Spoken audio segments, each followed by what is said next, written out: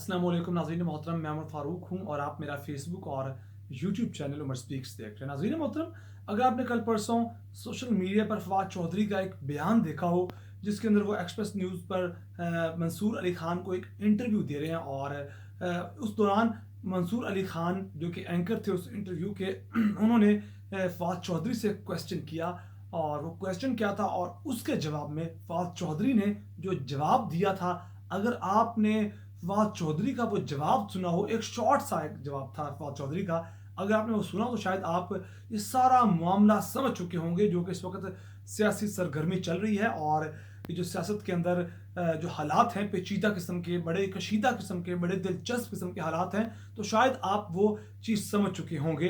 और फवाद चौधरी की इस बात में कितनी सच्चाई थी जो उन्होंने जवाब दिया मंसूर अली खान को, और वो कितनी सच बात थी, झूठ थी, वो हक़ाइक़ के मुताबिक थी या उन्होंने अपने से ही की, इस बारे में हम नहीं जानते। हम तो सिर्फ वो बात रिपोर्ट कर रहे हैं जो कि सोशल मीडिया पर भी वो बयान बहुत ज़्यादा सर्कुलेट कर रहा है। तो ये बात जो बयान था ये बहुत दिलचस्प भी था और इसके अलावा ये बहुत ज़्यादा दिलचस्प होने के साथ साथ पेचीदा और तशवीशनाक भी था। और नाज़रीन मोहतरम, सोशल मीडिया पर इस बात पर बहुत ज़्यादा तबसरा भी हुआ। इसके अलावा अब जो अगली बात जो मैं करूँगा वो ये है कि आने वाला जो नवंबर का महीना है, यानी कि इस साल का जो 11वां महीना है वो बहुत ज़्यादा इम्पॉर्टेंट होने जा रहा है, क्योंकि उस माह के अंदर एक बड़ी अहम तरीन तकर्री होने जा रही है। एक बहुत बड़ा एक ओहदेदार उसकी नवंबर के माह के अंदर तकर्री होने जा रही है और इसी वजह से इमरान खान कहते हैं कि नवंबर से पहले इंतखाबात होने चाहिए, जबकि जो कि मौजूदा वज़ीर आज़म शहबाज शरीफ हैं वो कहते हैं नहीं, मैं नवंबर तक तो हमारी हुकूमत चलेगी, नवंबर के बाद देखेंगे इंतखाबात कब होने हैं। तो जो सियासी हालात लग रहे हैं, लगता है ऐसा कि इंतखाबात 2023 के आगाज़ में यानी कि जनवरी में होंगे, अगर ये हुकूमत रहती है तो। अगर ये हुकूमत नहीं रहती तो यकीन कीजिए नवंबर से पहले इंतखाबात होंगे और इमरान खान चाहेंगे कि वो खुद उस बड़े ओहदेदार की तकर्री करें, क्योंकि वो तकर्री बहुत इंपॉर्टेंट है, माजी में भी बहुत ज़्यादा ख़ास रही है और आने वाले दिनों में भी ख़ास होगी। इसके अलावा मज़ीद चंद 9 पॉइंट्स हैं जो मैं आपके साथ शेयर करूँगा, और वो 9 पॉइंट्स नहीं है, वो समझ लें कि 9 पॉइंट से बनी एक कुल्हाड़ी है जो कि हुकूमत ने, जो मौजूदा हुकूमत है उसने अपने पाँव पर मारी है। सबसे पहले हम फवाद चौधरी के उस बयान की बात करेंगे। मंसूर अली खान ने फवाद चौधरी से क्वेश्चन किया कि आपकी जब हुकूमत थी तब आपके फ़ौज के साथ ताल्लुकात कैसे थे? क्या फ़ौज और हुकूमत एक पेज पर थे? तो फवाद चौधरी ने बड़े तंज़िया मूड में, बहुत अजीबो-गरीब मूड में, एक चेहरे पर एक हल्की सी स्माइल लाते हुए कहा कि अगर हमारे ताल्लुकात फ़ौज के साथ अच्छे होते तो क्या आज हम हुकूमत में ना होते? क्या आप इस बात का मतलब समझते हैं कि फवाद चौधरी क्या कहना चाह रहे थे? अब हम नहीं जानते कि उन्होंने ये बात अपने से की है, इस बात में कितनी सच्चाई है, क्या है, हम इस पर कोई तबसरा नहीं करेंगे। लेकिन फवाद चौधरी ने जो बात की है वो बड़ी ही ज़्यादा दिलचस्प होने के साथ साथ तशवीशनाक है, और इससे ज़ाहिर होता है कि अगर ये बात सच है तो इससे ज़ाहिर होता है कि हुकूमत और फ़ौज एक पेज पर नहीं थे, और इससे ज़्यादा तबसरा हम कर नहीं सकते।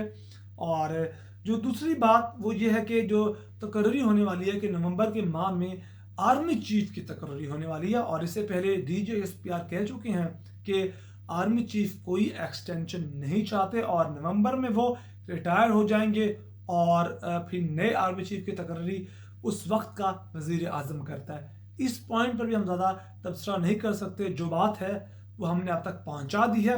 और वो 9 पॉइंट्स जो कि कुल्हाड़ी हैं, जो कि मौजूदा हुकूमत ने पाँव पर मारे हैं। पहला पॉइंट क्या है? ख़त जो मरासला था वो हकीकत है, क्योंकि इससे पहले ये लोग मानते ही नहीं थे कि मरासला हकीकत है या नहीं है। ये लोग कहते थे इमरान खान ने फरमाइशी किस्म का ख़त अपने किसी हुकूमती डिप्लोमेट से लिखवाया है और इस ख़त में कोई किसी किस्म की सच्चाई मौजूद नहीं है। लेकिन आज ये मान चुके हैं, आज कल जो नेशनल सिक्योरिटी कमेटी का इजलास हुआ उसमें इन्होंने माना है कि ये ख़त सच है। दूसरा पॉइंट, जुबान जो इस्तेमाल की गई थी उस मरासले में वो धमकी आमेज थी, ये भी चीज़ मान चुके हैं। हुकूमत, शहबाज शरीफ लोग ये मान चुके हैं कि उसमें जो अल्फाज थे वो धमकी आमेज थे, वो तौहीन आमेज थे, उसके अंदर रौब और तकब्बुर साफ नजर आता है। तीसरा पॉइंट, इसमें जो कुछ लिखा है वो सच है। मरासले में जो कुछ लिखा गया था, जो बात की गई थी वो सच है, और इस मरासले की तस्दीक भी कर दी गई है कि जनाब खत लिखा गया है, वरना इससे पहले तो मानते ही नहीं थे कि अमेरिका की जानिब से कोई मरासला आया, कोई धमकी आई है। चौथा पॉइंट वो ये कि ये खुद से नहीं बनाया गया, ये कोई फरमाइशी खत नहीं है, ये हकीकी तौर पर सच है जो कि अमेरिका ने भेजा है। डोनाल्ड लू ने पाकिस्तानी जो सफ़ीर थे असद मजीद को ये बात कही, वो बात सच है, हकीकत पर मबनी है। इसके अलावा जो पांचवा पॉइंट है वो ये कि बैरूनी मुदाखलत भी है, ना सिर्फ खत ना सिर्फ मुरासला सच है, बल्कि इसमें जो बात की गई है, जो बैरूनी मुदाखलत है वो भी सच है। और इससे पहले जो नेशनल सिक्योरिटी कमेटी का इजलास हुआ उसके अंदर उन्होंने माना है, वो कहते हैं साजिश नहीं है, मुदाखलत है, मुदाखलत ये चीज़ मानते हैं और DGISPR भी ये मान चुके हैं। छठा पॉइंट वो ये है कि इमरान खान का इस खत में नाम भी मौजूद है, बदतरीन जबान भी इस्तेमाल की गई है। सातवां पॉइंट अदम एतमाद तहरीक की भी बात की गई है।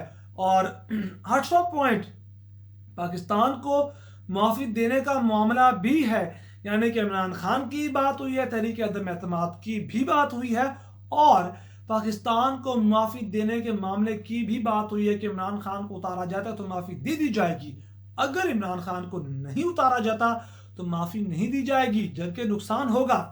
नौवां पॉइंट इमरान खान को नहीं अगर उतारा गया तो संगीन नतायज भुगतने पड़ेंगे, ये भी इस खत में मानते हैं।